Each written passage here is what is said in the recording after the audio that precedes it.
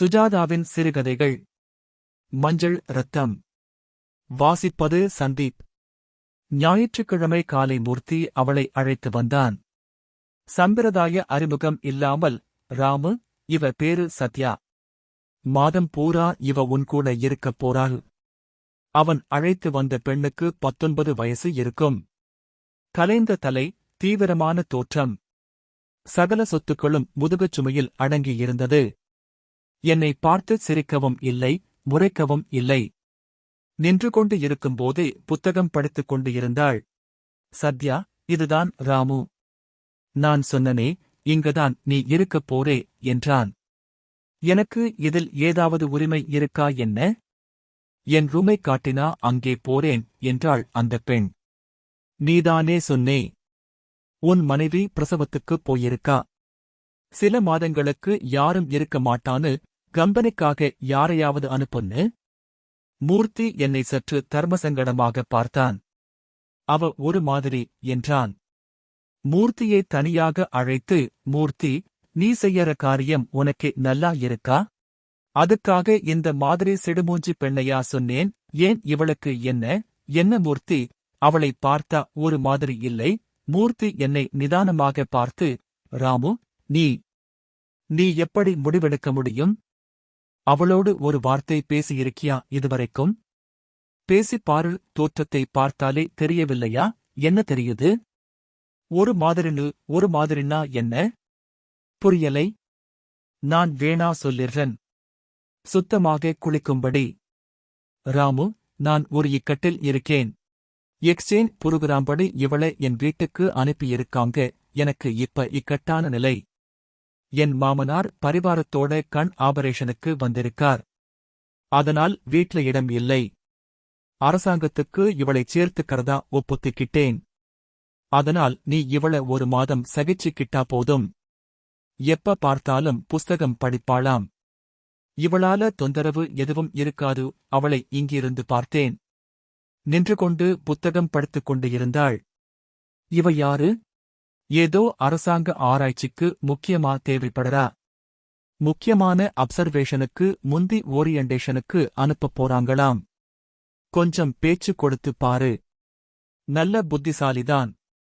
என்ன, கொஞ்சம் பேச்சு கம்மி, அவ்வளவுதான்.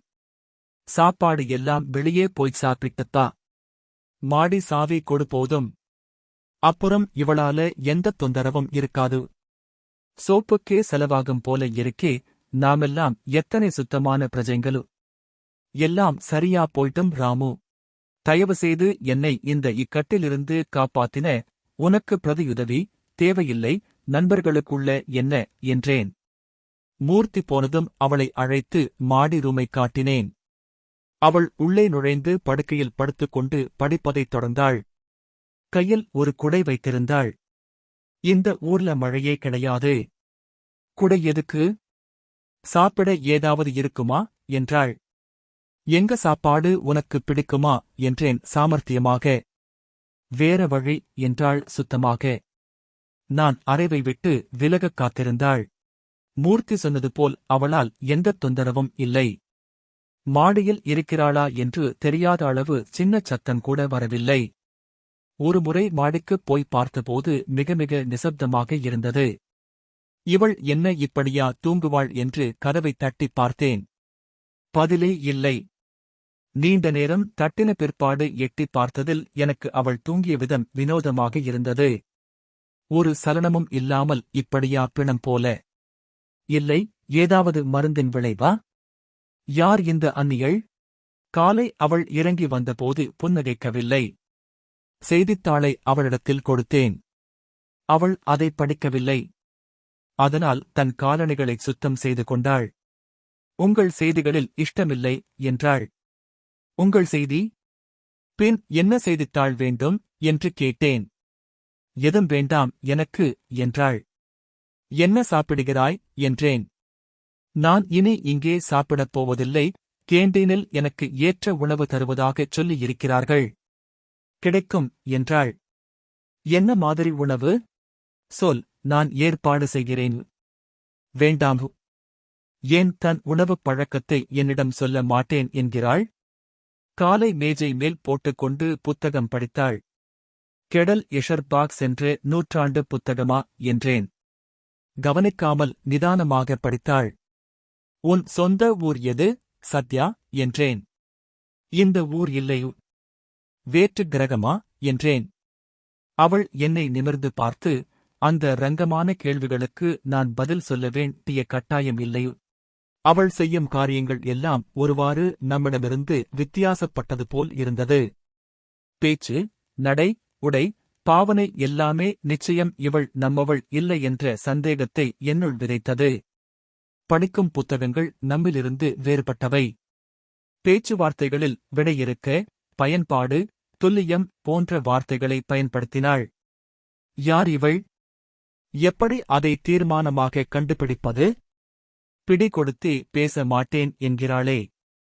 என் ஆர்வம் அதிகரித்தது. கை கால்களை முழுவதும் மறைத்து ஏன் உடையணிகிறாள்? பேசும் போதெல்லாம் தலையையும் புஜங்களையும் ஏன் இவ்வாறு ஆட்டி ஆட்டி பேசுகிறாள்? யார் இவள்? கண்டுபிடித்தே ஆகஸ்ட் வேண்டும் என்கிற ஜுரம் கொஞ்சம் கொஞ்சமாக ஆர்வமாக அப்புறம் வெறியாக மாறிற்று. என் ஆராய்ச்சியை துவங்கிவிட்டேன். முதலில் அவளை ஆடையில்லாமல் பார்க்க விழைந்தேன். இதில் என்னை செலுத்தியது ஒரு விதமான விஞ்ஞான ஆர்வமே தவிர வேறு எந்த விபரீத இச்சையும் இல்லை என்பதை இப்போதே சொல்லிவிடுகிறேன். அவளுடைய உள் அங்கங்கள் நம் அங்கங்கள் போல இருக்கின்றனவா என்று தெரிந்து கொள்ளவே இந்த எத்தனம். அவள் இரவு 7 மணிக்கு அப்புறம், ஆனால் நான் அலுவலகத்திலிருந்து வருவதற்குள் குளிக்கிறாள் என்பதை அறிந்தேன். ஒருமுறை குளியல் அறையை ஒட்டி இருக்கும் அறையில் என் மனைவி பழைய துணிகளையெல்லாம், கண்டாமுண்டா சாமான்களையெல்லாம் அடுக்கியிருந்தாள். சாதாரண நாட்களில் நான் அந்த அறைக்குள் போனதே இல்லை. அந்த அறைக்கும் குளிக்கும் அறைக்கும் கதவு இருப்பது தெரியும். அன்றைக்கு அரை நாள் விடுமுறை எனக்கு. அதனால் சீக்கிரமே திரும்பிவிட்டேன். மாடியில் அவள் பாடிக்கொண்டே குளிக்கும் சத்தம் கேட்டது. தண்ணீரை திறந்துவிட்டு சோவென்ற சீரான இரைச்சல் கேட்டது. மெல்ல, மிக மெல்ல, அடுத்த அறைக்குள் நுழைந்து, சன்னமாக 1 இன்ச் அந்த கதவை திறந்து உள்ளே பார்த்தேன். அவளை மெல்லிய நீராவிப் புகை மறைத்திருந்தது. அவ்வப்போது அவள் உடலின் வேறு வேறு பாகங்கள் ஆவித்திரையினோடு கோடி காட்டியது. இங்கே ஒரு புஜம், அங்கே ஒரு முழங்கால் அழுந்திய வயிறு, மார்பு.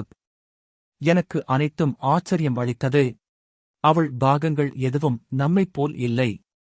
எனக்கு வியர்த்துவிட்டது. இவள் நம்மவள் இல்லை. வேற்று கிரகத்து பிரஜை என்பது திட்டவட்டமாக தெரிந்துவிட்டது. சற்று நேரத்தில் குளித்து முடித்து, தன் உடைகளை மேலே போர்த்திக் கொண்டு இருந்தவள் சட்டென்று சற்றும் எதிர்பாராமல் அந்த கதவருகே வந்து சரேல் என்று திறந்து, எனக்குத் தெரியும் இந்த மாதிரி ஏதாவது நடக்கும் என்று. என் உள்ளுக்குள் தெரிந்துவிட்டது. உணர்வு சொல்லிவிட்டது. உனக்கு வெட்கமாக இல்லையா?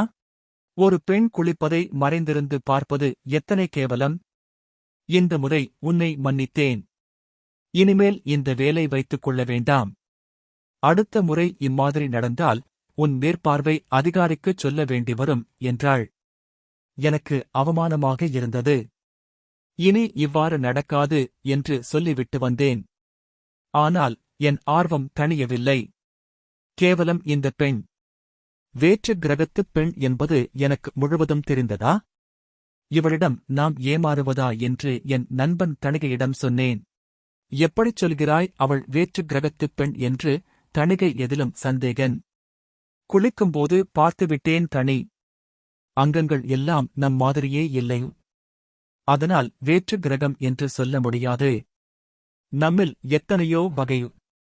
பெண் எப்படிச் சொல்ல முடியும் என்கிறாய்? ஒரே ஒரு வழி, இரத்தப் பரிசோதனை. அவளை கத்தியால் கீறிப் பார்ப்பதுதான்.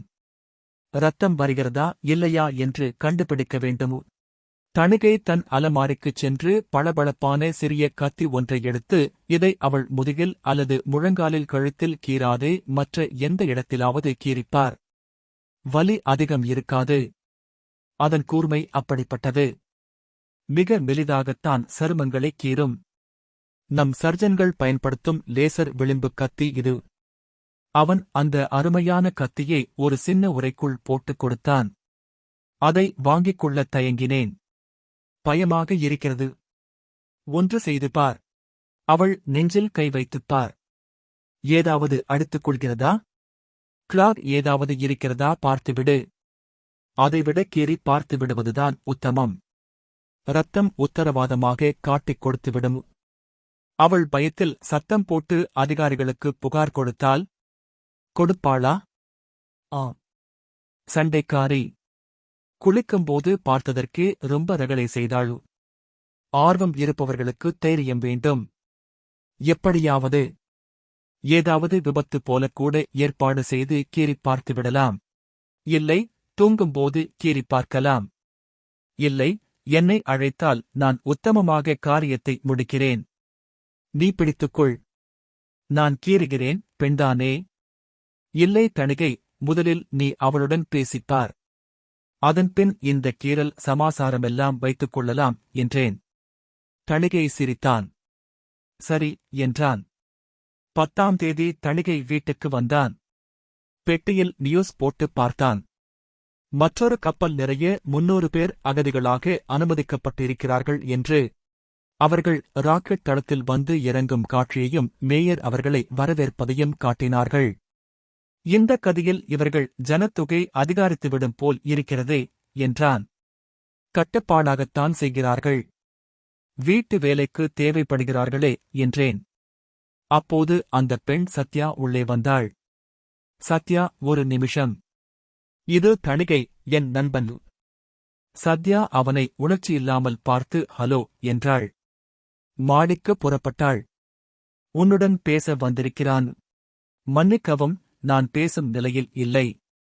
வினோதகர்களுடன் பேச எனக்கு இஷ்டமில்லை. எனக்கு கோபம் வந்து தணிகையை பார்த்தபோது அவன் என்னை சைகையால் நிறுத்தினான். சத்யா, உனக்கு ஏதாவது உதவி வேண்டுமா என்றான். அவள் கண்கள் சற்று விரிந்தன. என்ன உதவி? இங்கிருந்து தப்பிக்க. இங்கிருந்து தப்பிக்க முடியாது. எனக்குத் தெரியும். நீ அரசாங்க ஒற்றன். அவள் அலட்சியமாக புறப்பட தணிகை அவள் கையை பிடித்தான். விடு என் கையை என்றாள். அவள் முகம் வெளிரியது. உனக்குள்ளே என்ன ரத்தம் இருக்கிறது என்று பார்த்தே ஆகஸ்ட் வேண்டும். நீ மனுஷியா? உனக்குள் ஓடுவது என்ன? இரத்தமா? இல்லை வேறு ஏதாவது சிலிக்கோன் திரவமா? பார்த்தே ஆகஸ்ட் வேண்டும். ராமு, எடு கத்தியை. விடு, வலிக்கிறது. இந்த வலி என்பது செயற்கை வலியா, இயற்கை வலியா? தெரிய வேண்டும். ப்ளீஸ் விடு என்ற அவள் கண்களில் கண்ணீர் தெரிந்தது. இந்த கண்ணீர் சிந்தட்டிக்கா, இல்லை இயற்கையா? கத்தி வெளிச்சத்தில் ஒரு செகண்டுக்கு மின்னல் அடித்து அவள் மென்மையான கன்னத்தில் பிரதிபலித்தது. வேண்டாம், என்னை கொல்லாதே. கொல்லவில்லை, ஒரு சின்ன வெட்டு, ஒரு சொட்டு இரத்த பரிசோதனை. உன் ரத்தம் என்ன நிறம்? சிவப்பா அல்லது எங்கள் நோரா கிரகத்து பிரஜைகள் போல மஞ்சளா? அவ்வளவுதான் தெரிய வேண்டும். அவள் அலறினாள். வேண்டாம், வேண்டாம். சொல்கிறேன். நான் பூமியைச் சேர்ந்தவள். மனுஷி. என் ரத்தம் நிறம் சிவப்பு. அடிமை கப்பலில் வந்தவள் என்றாள். அதற்குள் லேசாக காயம்பட்டு அவள் கன்னத்தில் ஒரு இரத்த முத்து புறப்பட்டது, சிவப்பாக. இந்த வாசிப்பை கேட்டதற்கு நன்றி.